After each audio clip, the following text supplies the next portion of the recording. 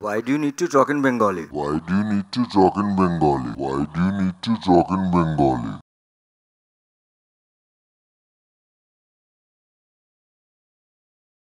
সম্প্রতি সোশ্যাল মিডিয়াতে অভিনেতা প্রসেনজিৎ চ্যাটার্জির এই কথাটি ছড়িয়ে পড়ে, যা দর্শকদের মনে খুব পরিমাণে আঘাত আনে। তাই অভিনেতা প্রসেনজিৎ চ্যাটার্জি দুঃখ প্রকাশ করেন এবং বলেন, নমস্কার। কিছুদিন হল আমার একটা কথা বলা ভালো একটা সেন্টেন্স সামাজিক মাধ্যমে ছড়িয়ে পড়েছে, সেটা নিয়ে কিছু বলতে চাই। আমি ৪২ বছর মূলত বাংলায় কাজ করছি। গত কয়েক বছর জাতীয় স্তরে কয়েকটা কাজ করার সুযোগ এসেছে। সেরকমই একটা হিন্দি সিনেমার ট্রেলার মুক্তি উপলক্ষে ১ জুলাই বোম্বের জুহু পিভিআর-এ সাংবাদিক সম্মেলন হচ্ছিল। ডায়াসে যারা ছিলেন ছবির পরিচালক, শিল্পী, অন্যান্যরা সবাই প্রথম থেকেই মূলত ইংরেজিতেই কথা বলছিলেন। বাংলার একজন সাংবাদিক আমায় বাংলায় প্রশ্ন করেন।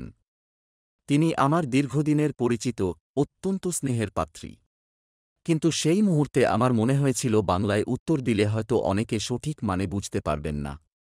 যেহেতু ওখানে বাংলা ভাষা বোঝেন না এমন মানুষের সংখ্যাই অনেকটা বেশি, তাই খানিকটা বাধ্য হয়েই আমি ওনাকেই বলি যে বাংলা ভাষায় কেন প্রশ্ন করছেন।